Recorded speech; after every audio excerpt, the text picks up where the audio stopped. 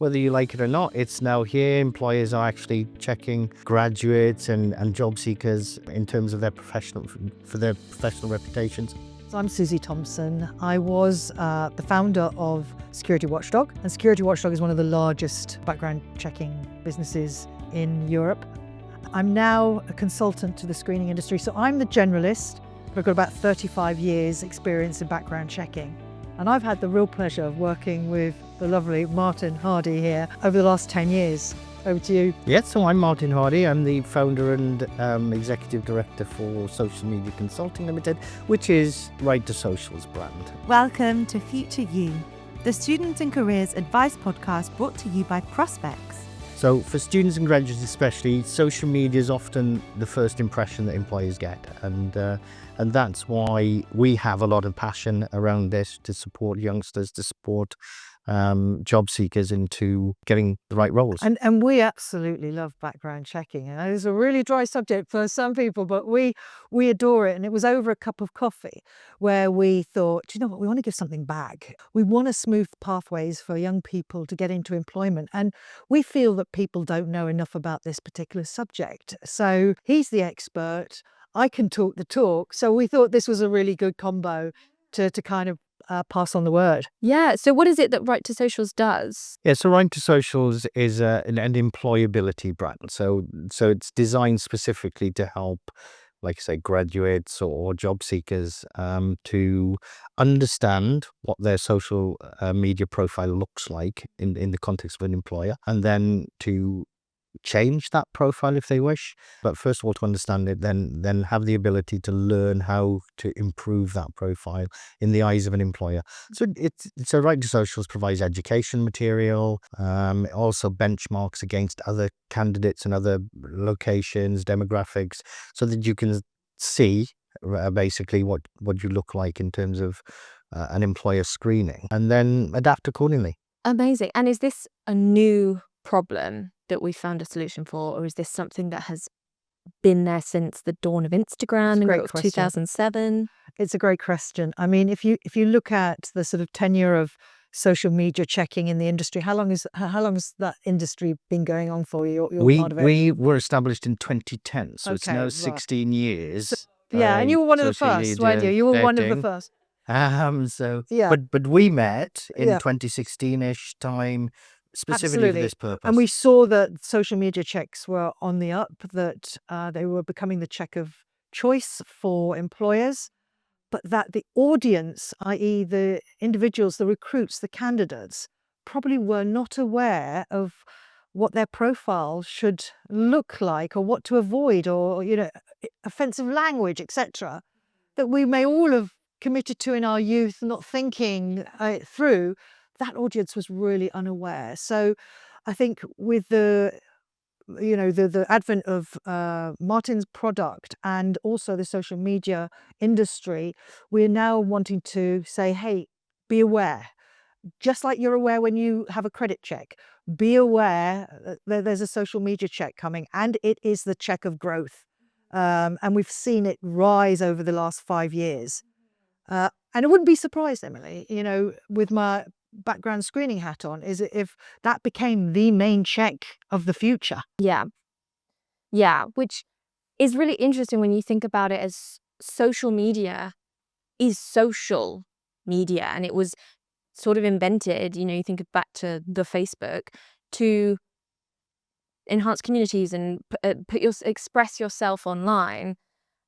And it sort of felt like a safe space, especially when it first dawned, of like how fun, we can all just experiment and have fun on here. This is sounding not scary. I don't want to put that tone on it, but it's evolved so much that it almost doesn't feel like it's what it was. It's not social anymore. Like, can you still express yourself online, or do you have to have that filter now? I mean, it's a reflection of somebody in a digital world, right? So it's a real reflection of somebody in a digital world. And yeah, back in the early days, because I remember when we set up the company and we established that, there's a concern here. Employers are going to start being concerned about what's posted online. And a little bit of history. We started the company with the intention of supporting parents, and very much an educational brand. And it was soon, came to light that if employers really adopted this, the parents would be very concerned. Okay, now what's happened in the last 10 years is social media vetting has matured. It's now a very mature product. Almost all background screening companies are carrying out social media checking, vetting. Susie, no wonder you're about to be the PBSA's global chair, because Susie was one of the early adopters with Security Watchdog. That's when we first kind of collaborated together, and saw what was coming. Yeah. And I think we shared that vision.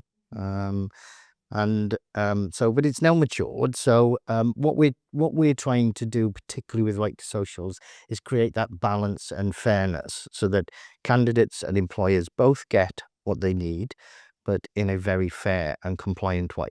Okay, and we're going to go into a bit of depth today, I'm sure. And if you think about it, Emily, we all have a digital life and we all have a physical life, and those two should run to harmonize together. But sometimes our digital presence goes haywire and needs to be corrected. And it's when you have those haywire moments and you don't realize what you're actually putting down on the socials could be detrimental to your future employability. That's not fair, and we want to make sure that it is absolutely fair, hence our collaboration on this. Yeah, fantastic. Let's dive in. So, we've sort of touched on it, but from your experience, how often do employers check candidates' social media before making hiring decisions? And what is it that they're looking for? So if I could start off on that one, I think you're seeing, as I mentioned, this is the growth check. And I think 2026 is going to be a monumental year for social media checks as the one that employers actually choose to safeguard their reputation. Statistics, do you have statistics around how many organizations are currently using it? Yeah, we've got some stats. So about 70% of employers screen candidates social media. So that's in a wide sense, that statistic, in the sense it's not just about a behavioral check, but it could also be using social media to check that candidate in general. So this what do they look like online? Yeah. So it's less formal, but it's also, so that's 70%. There's 1 in 3 employers have rejected a candidate because of their online content. And about 45% say they've hired someone because of their positive online profile. So we're not just talking here about negative behaviors, right? What employers are looking for is this balance. What does this individual look like online? Overall, it's not just about the negative. Yeah, that's really interesting to point out, actually. Yeah, it absolutely is. So they're looking for that individual's professionalism. They're looking for their tone. Other positives that they could possibly want to see, the individual's judgment in certain scenarios. That's important as well. And no, we're not going to get it always right, having the right judgment, but that is what employers are looking for. And they're not trying to catch candidates No. out. This is not the purpose. I talk about red flag hunting. That's not what it's about, right? We definitely don't look at it from that perspective. Employers are looking for that reassurance. So they're looking for those behaviors to be like negative behaviors like aggression, etc., being eliminated from a profile, so that it doesn't. They want that reassurance. I think you'll find with your customers, Martin, and forgive me if I've got this right, but so many of them are focused on the importance of culture. They've invested massive amounts in their brand and their culture, all sorts of internal engagement, and they want to make sure that the individuals joining their organization share the same values, can be absorbed into the culture of the organization without any red flags. And that's where that social media check is so important. Yeah, 100%. Like you said, it's a mirror of somebody's real life. Yeah. Completely. And so we're not talking about you've gone for a bottomless brunch and you're pictured with a Prosecco. That's not going to not get you employed.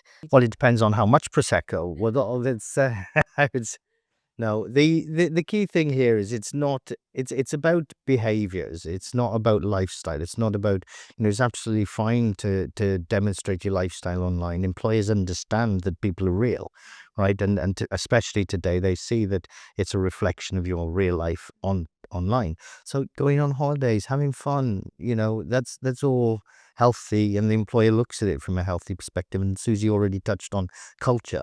That might be something they really want within the organization. So, it's the other elements of things like aggression or arguments online and exposed Hate speech. hate speech. Yeah, That's the it sort of range. ranges from very simple things like just behaviors that don't fit the culture of the organization.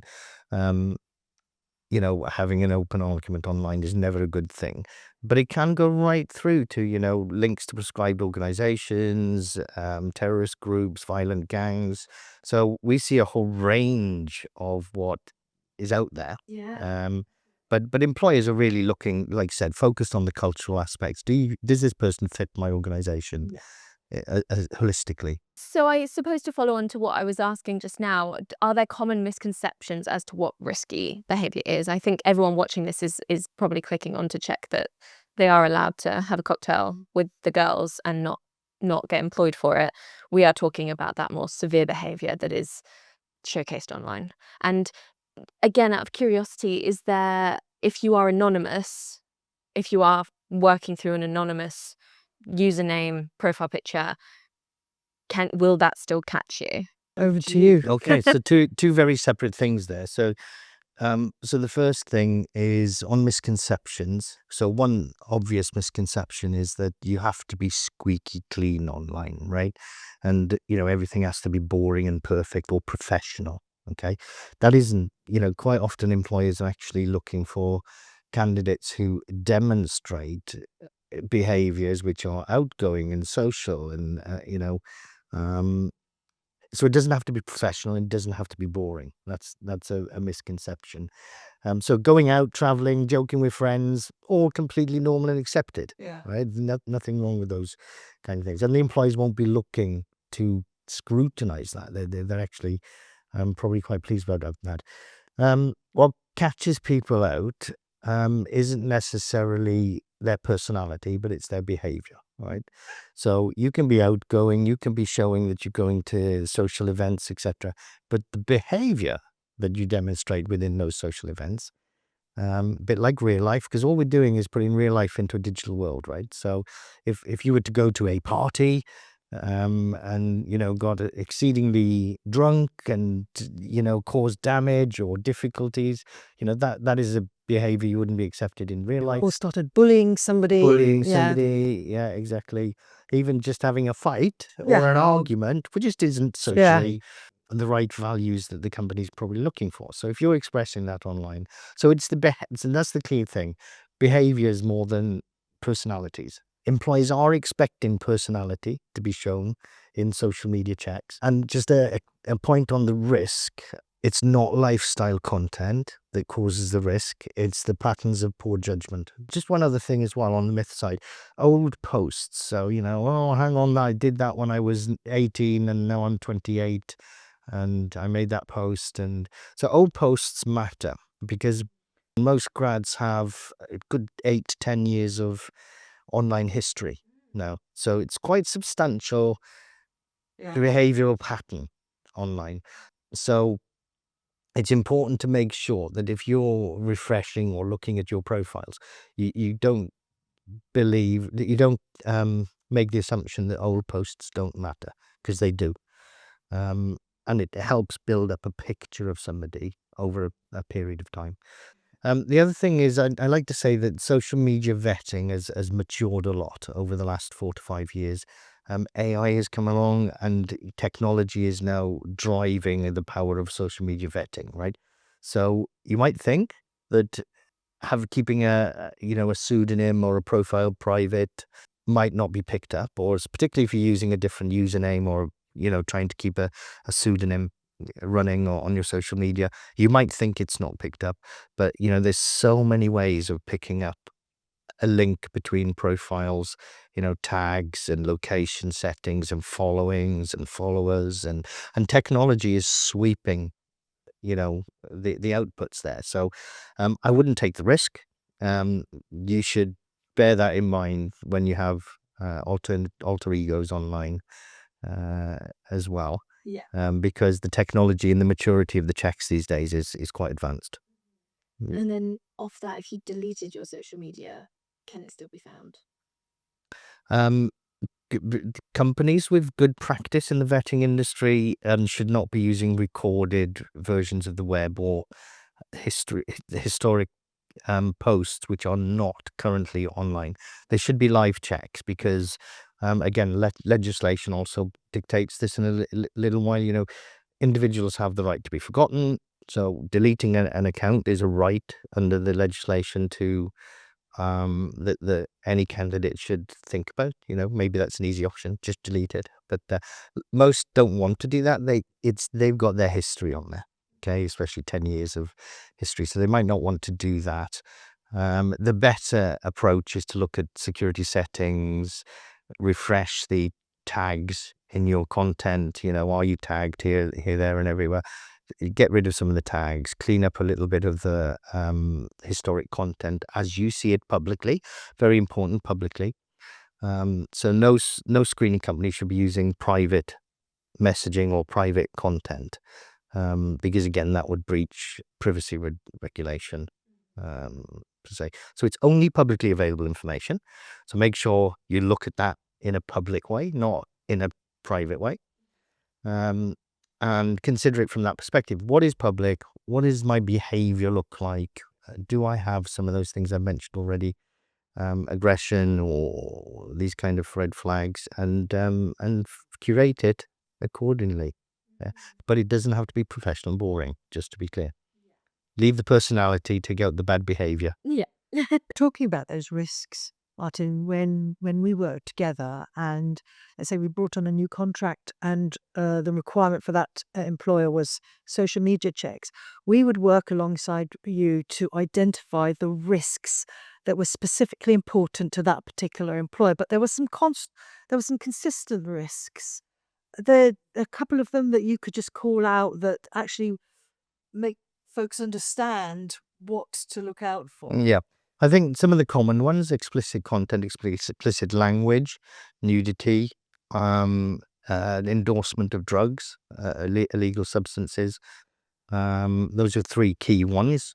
And then we get into the further, some of the more extreme ones, connections to prescribed organizations, illegal organizations, involvement in gangs, etc. So it kind of ranges from that. I think another little myth is it's okay to post memes and GIFs and all these lovely things with a bit of humor in there, but be careful about what there's a difference between what humor looks like when you're with your friends and what humor looks like in a third-party context posted online. So when an employer is looking at it, they may not find it so funny, because it's also out of context. It could be out of context. So just be a little bit careful. It's memes, GIFs, they're funny. Employers laugh as well, right? It's a normal behavior. However, do they want that kind of, if you like, humor in their organization? It might be distasteful. Mhm. When we talk about cleaning up our digital footprint, that's not going to, that you are entitled to do that. You're almost recommended to do that. And it's just about sifting through your old posts, as you've said, refreshing tags, updating things, keeping the personality, and then just really thinking about how it looks and keeping perhaps inappropriate humor to the private group chats, that sort of thing. Yeah, just touch on what you said there. Role is also key, right? So one of the things we encourage candidates to look at is what are the roles you're applying for, right? So what roles will you be vetted for? There's a difference between a role in financial services versus education, for example. And the employers will look for different behaviors in those scenarios. So, and the confidential information might be a very important thing for many organizations. But you might be leaning down the fraud route or, asking for money route, open to bribery route. If you're looking at financial services, and in education, you might be looking at harm to children through the Keeping Children Safe in Education guidelines, so they're the Department for Education guidelines for social media vetting. So they're very different. Harmful to children include things like intolerance, teacher standards, meeting rule of democracy, rule of law, these kind of things. So it does differ by industry, and I think that's It's important. something we established Yeah, early on. Is we did. what are actually your clients? Yeah. What are the employers looking for in each industry sector, and make sure it's Tailored. towards those things. So that's important for the candidates to know, because they're obviously going to come out of uni, they're going to be going into education or financial services. So understand the ethics of that industry that you're applying for roles in, and therefore that'll help you understand what is important for social media vetting and what they might be looking for. Yeah, definitely. Do certain platforms have more weight than others? Like LinkedIn, you're sort of expected to be professional, whereas TikTok, you might be a bit more social. Is there any sort of difference across the platforms? Yeah, there is a difference. I mean, you're on LinkedIn, right? We're on LinkedIn. We are on LinkedIn, yeah. Yeah, I don't know how much you're on X or You won't find me there. And funny enough, you won't find me there either. So yeah, there is a difference, obviously, in maybe two ways. So LinkedIn obviously is the recognized professional site. Okay, so I think I've got a stat here on LinkedIn, which is that 92% of recruiters use LinkedIn. Okay, so LinkedIn is obviously an important site both for sourcing candidates as well as vetting candidates. So to make sure, again, those behaviors. So as long as the candidates have, express what they're passionate about, right? LinkedIn is great for that. You can get involved in conversations. You can post, social values, items that you're passionate about. So that's an important thing to do. When it comes to things like TikTok, X, Instagram, I think the first thing to note is they are definitely involved in the screening process. Okay, so if anybody thinks it's LinkedIn is only the thing allowed, that's just a myth. That's just, it's an important part of the checks for the employer, but socials, then when you talk about the Insta, Facebook, TikTok, and X, for example, they're very definitely YouTube, right? They're all involved, and it can even go into the degree of e-commerce. So, what are you trading online? And many flags come up where, give you a couple of specific examples, teachers trading in knives or blades or things like this. So these are real life examples. So I thought you were going to be like, someone had a really good vintage page. No. No, we have real, posting messages about schools burning down or, anti-religious messages. Having seen this, it's very evident why employers need to carry out the vetting. And we should remember, this is all in the control of a candidate, right? Yeah. This is the candidate's profile. This is the candidate's choice. So what we're encouraging is, first of all, learn through the right to socials concept. Learn about it first, and then fix it up. Interesting. You mentioned TikTok. I've spoken about 3 parents in the last week who said, I'm really concerned about that video that my teenage daughter has put up on TikTok. I said, for goodness sake, speak to them, get them to take it down. They just don't realize the damage that's going to do going forward. But I'm hearing more and more about TikTok. It's kind of mixed with it depends on the age groups as well. So TikTok does tend to be a little bit younger in terms of its age group. We can touch it. Actually, You say that these individuals were 19 and 17 on TikTok. That is younger. Oh, right. Oh, perfect. 18, but it's a good thing to pinpoint, right? So when we're talking about 18 to 25, yeah, TikTok seems to be quite a popular app. I mean, there's a couple of things to recognize. The screening process does involve those socials, right? That's the first thing. The technology used in these screening now is high powered, right? So even somebody says, I think we get often flagged content where somebody's making a funny video on TikTok and there's music playing in the background which is full of racism or hatred. So, and it's a trend, and it's, it's all fun and social, but what they don't realize is the content they're playing in the background making the funny video, which is a rapper song or something. You'll find that often they get flagged for those kind of things because it shows their acceptance of that kind of language and behavior. So it's not so much they've created that content because it's a rapper or a musician or something, but it's actually been used in producing the video, which is maybe a funny video, but unfortunately gets flagged. Yeah.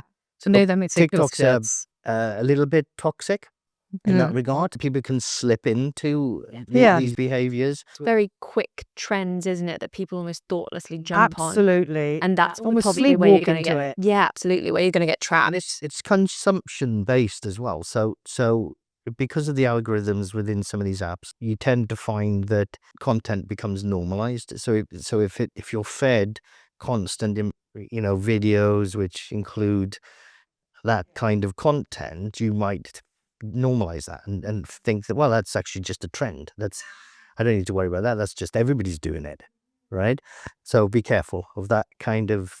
That's what I'd say is be careful of that kind of. Make sure a trend isn't actually just trending you, not a trend of the site. It's really, really good advice. I always keep that critical thinking in the back of your mind. Always be aware of what you're looking at. 67% also check Instagram of employers. So 92% of recruiters using LinkedIn, 67% also checking Instagram, and about 45% check TikTok, specifically for younger candidates, and younger being 18 to 25. If you do not have social media, if you do not have an Instagram account, a TikTok account, are you almost at a disadvantage in that are employers then worried that you're not expressing yourself online, that you That's a don't great have a digital question. footprint? Would you say the bias comes into this? So you shouldn't be worried, right, if somebody's not on social media? I mean, as an employer?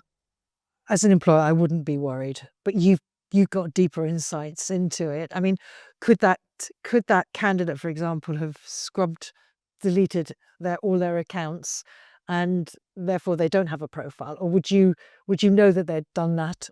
This is tremendously exciting discussion for me. I love this concept. So the first thing about bias, so Susie's just mentioned there, right? So you shouldn't be discriminated against because you choose not to have social media. That's the first thing. Okay, so employers should respect that. You shouldn't, yeah. So you shouldn't be. We've just said, right, we're not on social media, Exactly. etc. So should I be discriminated? Absolutely not. From my perspective.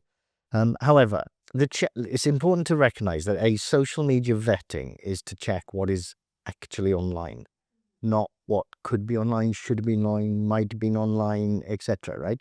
So if somebody has deleted every account that they have online, and it might be just for the purpose of the job, right, for applying for a job. If they've done that, first of all, it's their right to be forgotten, their right to do that under the privacy legislations. And secondly, the screening company shouldn't be using content that's not online. Okay, so it's a safe zone for both the individual and the employer, because the employer is looking for what is online, not what's not online. If you look at their risk is their brand or their, and that third parties look at that candidate's profiles and don't see anything, risk isn't there. It's not something I encourage as a tactic to delete your accounts, etc. Just to be under with you. In fact, I say get online, enjoy yourself, just follow the rules of good behavior, etc. I think a lot of it is, well, not a lot of it, but mine personally was like, it's the mental health reasons and the going more analog reasons, trying to bring back 2002 reasons, like that sort of thing. Whereas I think I would have been worried if you hadn't just confirmed all of that I would look suspicious for just trying to get into cross stitch instead of being on TikTok. Does that make sense? Which feels unfair, but actually it's not unfair because of course they just want to make sure that if they employ you, someone doesn't look you up and you're reflecting them. brand in a And you bad way. touched on a couple of good things there, that, mental health or general health issues, also other things like protected characteristics, right? It's race, gender, Yeah. political ideologies, sexual orientation, all of these things are protected under the discrimination laws, right? So an employer should never be utilizing that kind of information for making a decision. One of the good things about what we call the professional social media vetting is that it removes that bias from employers by you're not going to look at the employer's not going to look at somebody's Facebook or X or, LinkedIn per se. They will rely on the vetting process from the professional company like ourselves to say, here's the results of that vetting, and there's nothing to see here. So you're the independent, aren't Yeah, you? so we remove that potential conscious or unconscious bias creeping in. And are you able to sort of explain what that looks like if a couple of things were flagged, like you mentioned the music in the back of a TikTok video? Is that video presented to the employer and then they are able to make a decision off of that with all the context? So if there's an intersection, for example, of a protected characteristic and something that might be flagged, let's say possibly a stereotypical example, but you're in a pride parade in a fairly revealing costume, that feels like an intersection of like potentially verging on nudity, which would be flagged, but it's within this context of like expressing your rights at a, official event. And so the employer would then look at that and make a decision from there. Correct. Yeah. So it's important to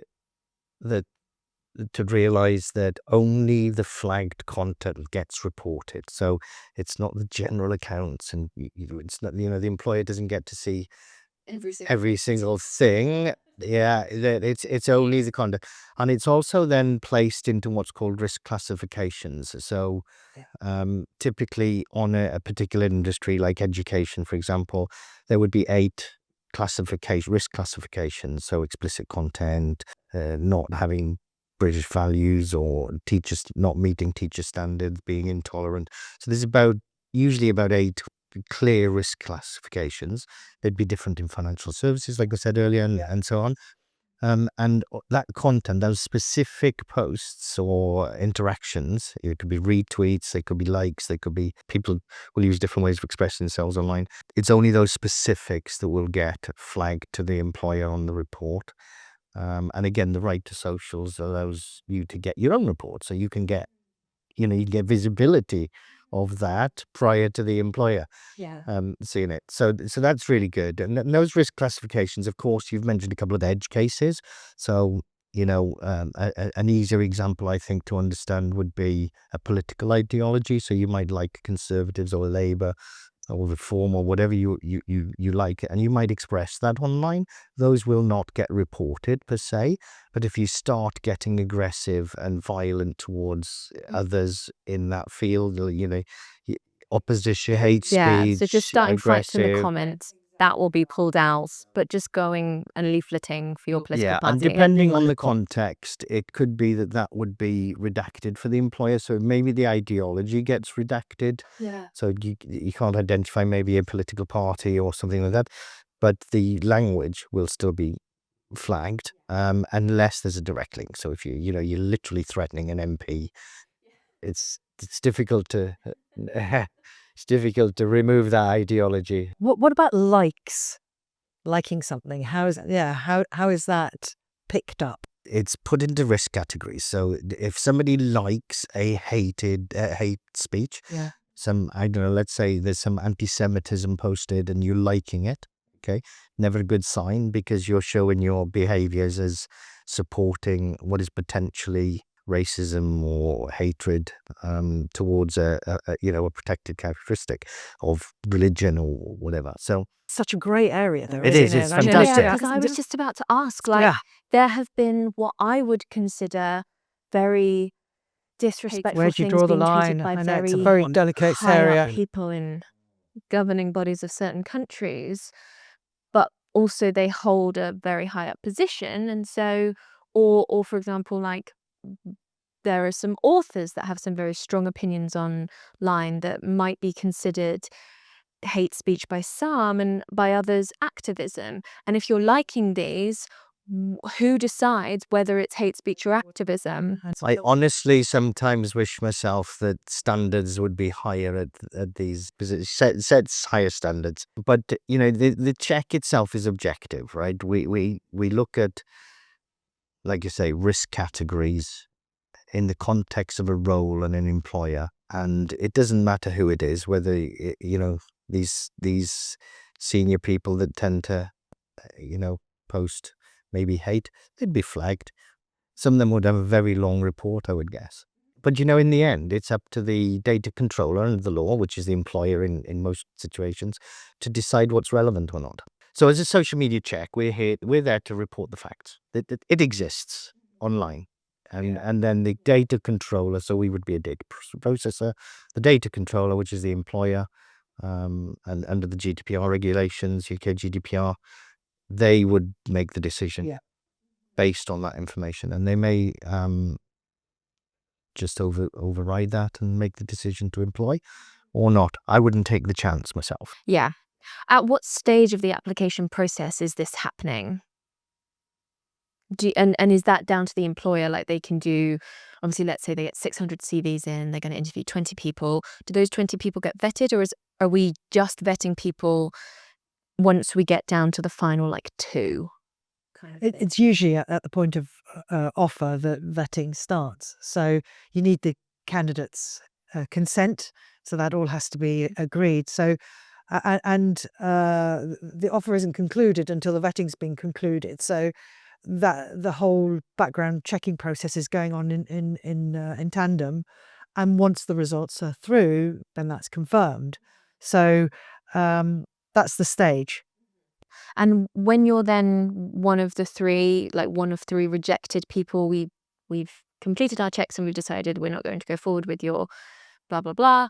Are you able to find out why? Are you able to find out which videos, what it was exactly, why they don't think you're a good fit for it? Super juicy area. Again, I love it. The recommendation in general is that the screening happens at the latest stage of the process, right?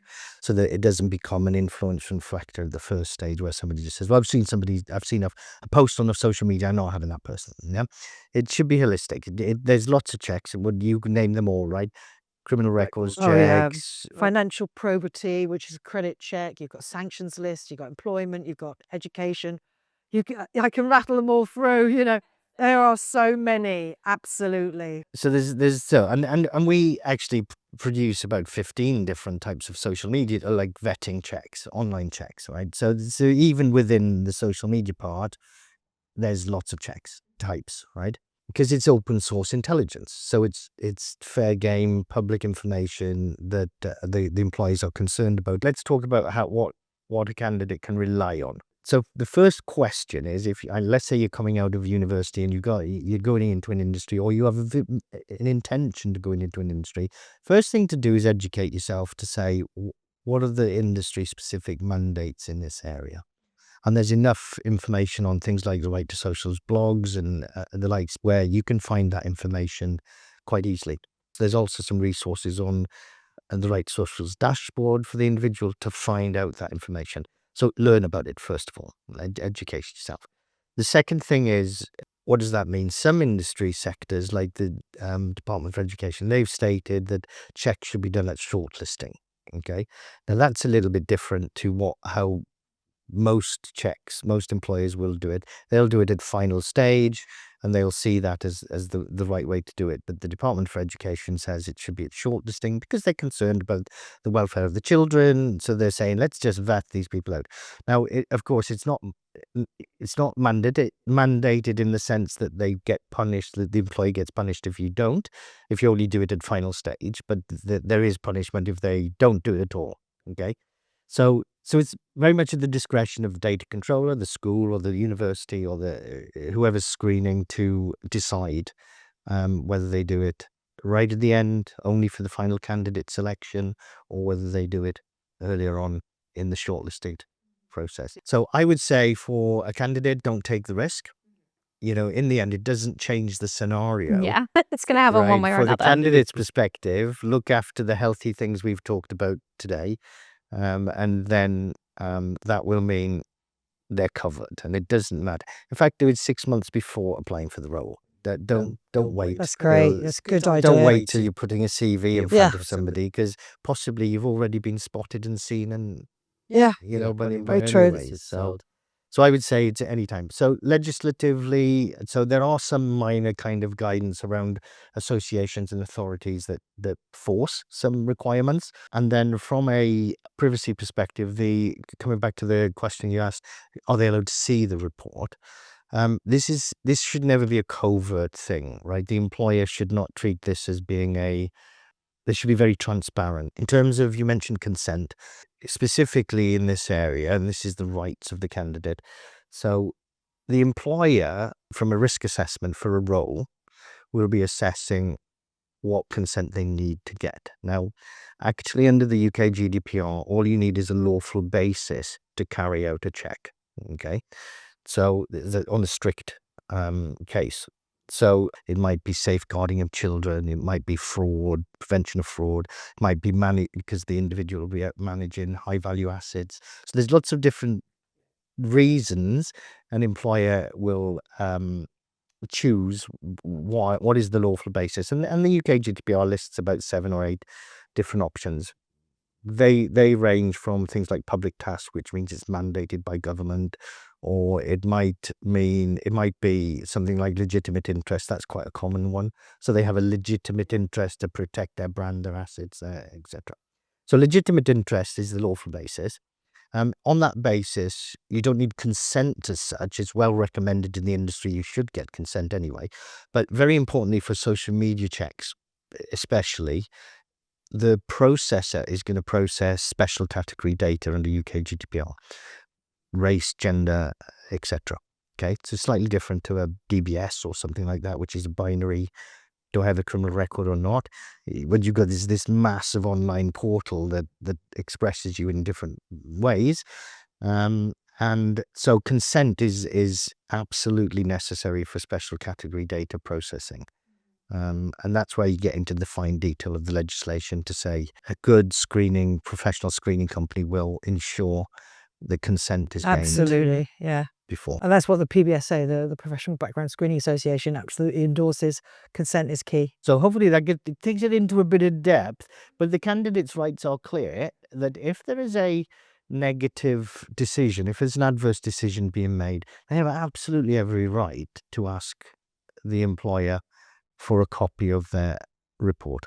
And would not a discussion have happened in advance between employer and candidate to explain why there's been a negative? And would that not be, that's responsible employment, isn't it? Yeah, I mean, what would you say from a general perspective? Because I already said it should be holistic. It's vetting. Yeah. It's not just about the social media check. It's, you might have the best sales guy in the world with the best history and then he's made some silly posts online. The employer might look at it holistically and say, well, actually, let's deal with those posts. So show the candidate the report, discuss it with them. So again, good employers will engage with the candidate particularly on minor content, and actually resolve the issue. I mean, that's what the transparency is about, right? So see the report, learn what you look like, learn what the employer's using, and you can do that through the right socials platform. Fix up what you think is a risk for you. Get the job, and if there's if you don't get the job, perfectly acceptable to ask why. So even if the employer doesn't offer a social media vetting report, you can ask for it. And we as a business and an industry, we encourage transparency. This is not covert. And it should not be a surprise to the candidate. It's their profile. Yeah. They might have forgotten about some of it. I think that's it, isn't it? If you're thinking of like a tweet from 2009, that's when you might be like, Yeah, exactly right. Yeah. That's really nice as well, the thought that you can sit down with your potential future employer and be like, here's what was going through my mind when I did that. It won't happen Absolutely. again. That's a good employer. Is it a stat time? Should I throw in a stat? Yeah. He loves his stats. The key thing is by 2030, it's estimated that 90% and more of employers will be expected to use automated digital screening. So that's huge. And that early digital reputation management improves hiring success by 3 to 4 times. Okay. So these are all, these are not our stats. These are published by professional bodies and associations that have gone into these. So your digital identity is basically going to become as important as your CV. So I would say treat your digital identity as an asset. Okay.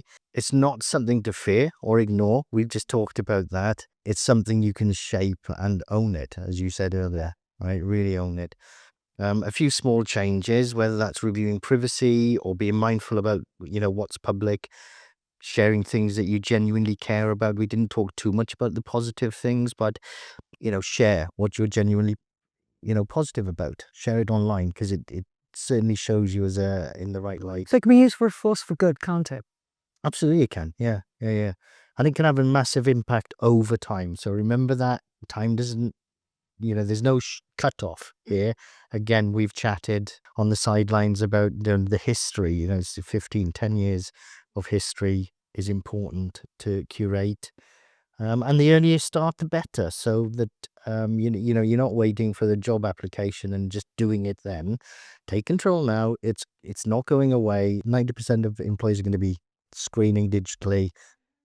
Take control, own it. Yeah. Do you know, Martin, I have a vision of you and I being in schools and advising kids of today on actually making sure that their digital profile is what it should be.